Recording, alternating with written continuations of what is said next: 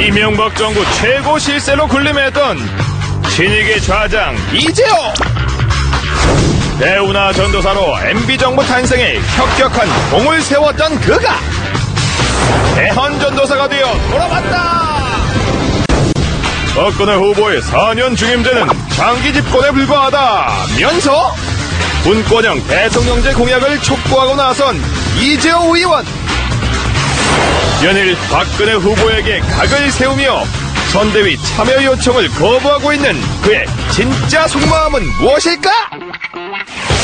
대선까지 이제 남은 시간은 35일.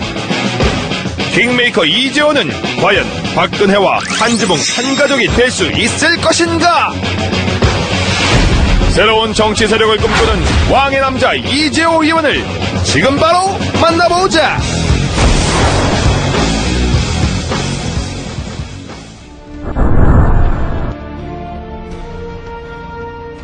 지금 대선 전국의 그 큰 국가적 이슈, 이게 없지 않습니까? 네.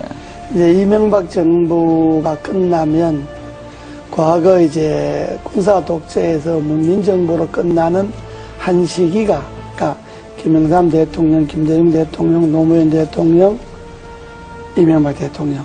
그러면 한 20년이라는 한 이제 시대가 이제 가지 않습니까? 네. 문민화되고 난 다음에 그러면 여기에서부터 새로운 시대를 준비해야 되거든요. 네. 대선 후보들이 중요한 거는 한 시대를 마감하고 다음 시대로 넘어가는 국가적 큰 그림을 어떻게 그릴 것이냐. 네. 그것이 국가와 국민들에게 어떤 영향을 미칠 것이냐.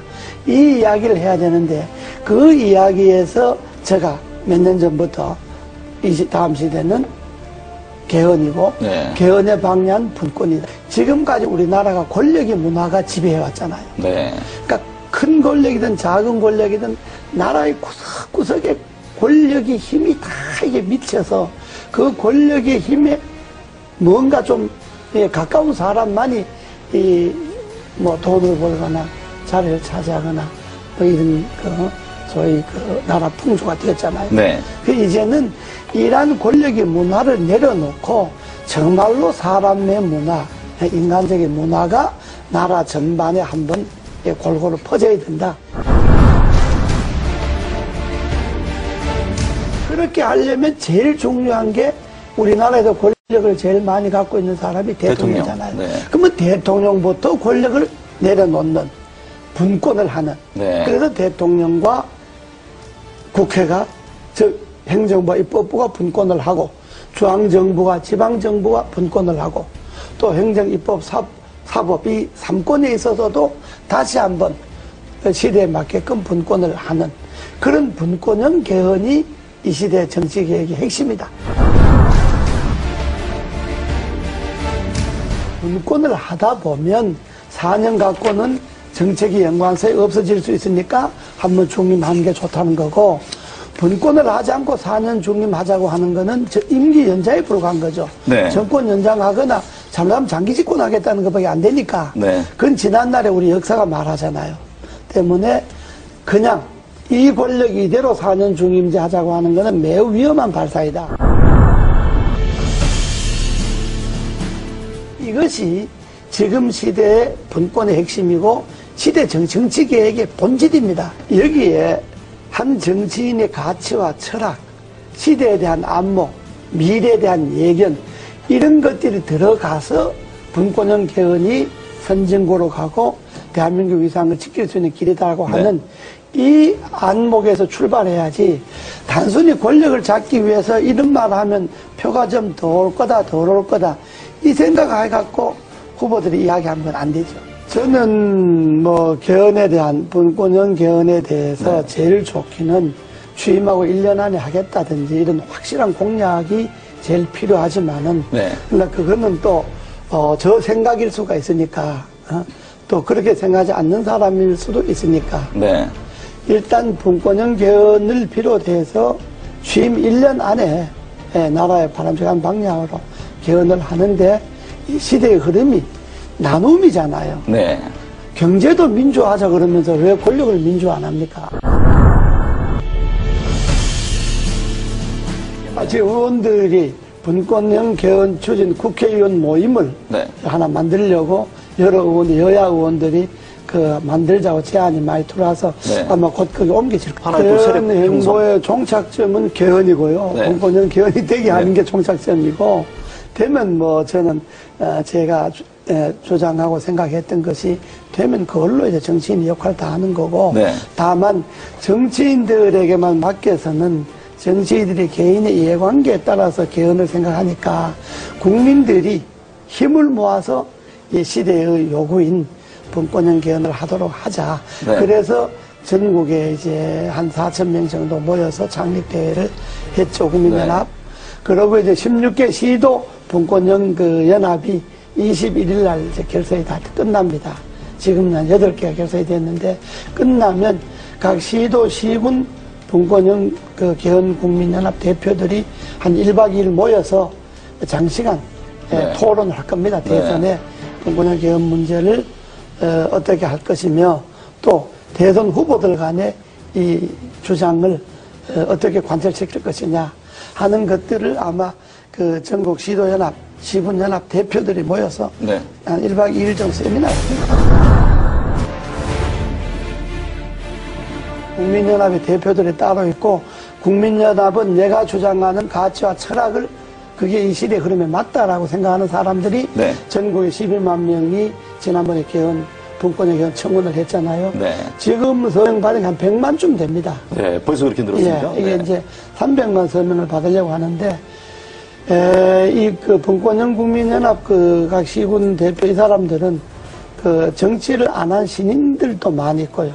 정치권에 있었던 사람들도 있고. 네. 그러니까 정말로, 이 분권이 맞다. 시대 흐름의 분권이 맞다라고 생각하는 일반 국민들이 참여를 해서 11만 명 쉽게 네. 발견해 서명해서 개헌 국회 청원 나오고. 그렇다면, 일반적인 그런 제야단체, 연합, 이런 정치단체가 아니고, 네. 하나의 가치를 두고 뭉친 그러니까요. 그런 시민들, 국민들 그러니까 정파를 모임이기 떠나서 때문에 가치 제안으로 하겠다는 그렇습니다. 거 아닙니까? 모임이기 때문에 그거는 지금 발기인으로 개헌 청원한 것만 해도 11만 명이고, 지금 거기에 가두 서명을 한 사람만 해도 100만 명이 100만 명. 넘으니까 아마 국민연합의 결정이 어느 정도 효과가 있을는지는 아직 모르겠습니다만은, 그러나 대선 전국에 간과해서는 안 될 거예요. 서명한 회원들 100만 명 중에 앞으로 300만 명 서명을 받을 계획인데, 다 안 된다 하더라도 서명한 사람 중 3분의 1만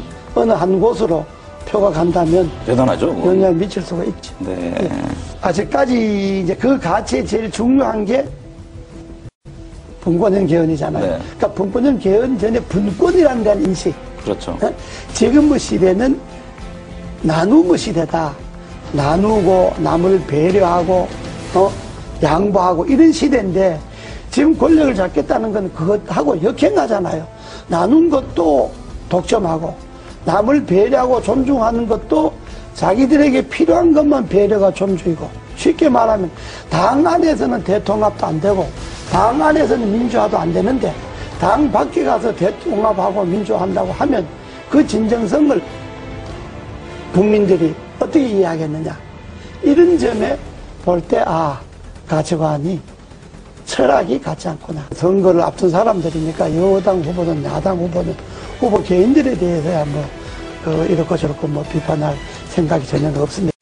그러나 한 나라의 후보라고 하는 것은 여당 후보든 야당 후보든 지금 정책 발표 하잖아요. 한마디로 그 후보들의 정책 발표주에 공허하게 진정성이 없는 게 검찰 개혁 같은 게 있잖아요. 네. 검찰 개혁도 우리 헌법에 보면, 헌법 12조인가에 보면요, 영장 청구를 검사만이 하게 되어 있습니다. 그렇죠. 이게 검찰이 기소 독점으로 이어지잖아요. 네. 이게 전 세계 우리나라밖에 없습니다. 그럼 이 헌법 조항을 그대로 두고 어떻게 검찰 개혁이 가능합니까?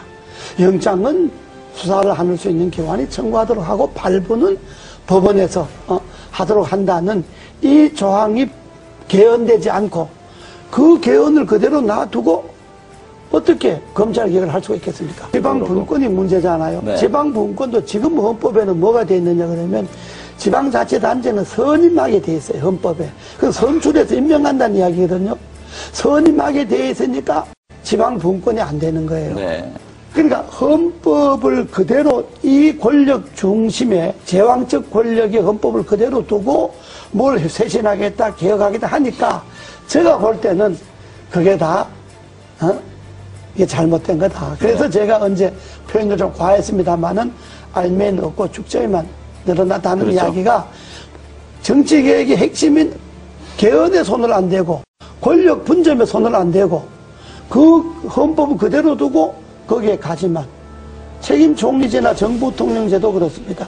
현재 헌법을 그대로 두고 대통령이 총리를 임명하고 해임할 수 있는 권한을 갖고 있는데 어떻게 총리인데 권한이 갈 수가 있겠습니까? 한계가 있는 거죠. 저는 이번에 그 검찰 개혁에 있어서 핵심은 헌법에 소위 검사만이 영장을 청구할 수 있다든지 네. 소위 기소 독점이 이거 없어져야 된다고 보는 그게 제 핵심입니다. 예, 헌법 안에 검찰의 그 독점 권한이 없어지지 않는 한은 뭐 어떤 계획도 될 수가 없고 말씀을 지금 들어보니까 예. 경찰과 뭐 검사 수사를 두고 경찰 다투잖아요. 네.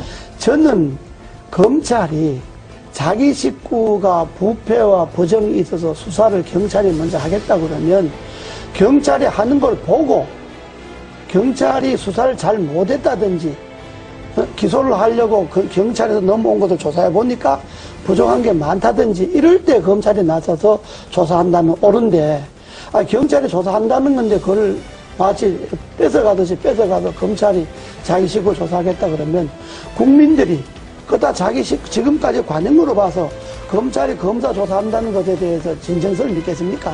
그러니까 그거는 경찰이 조사하는 건 경찰이 조사하도록 놔두고 네. 경찰 조사 결과가 미흡하다. 그러면 검찰이 손을 대야죠.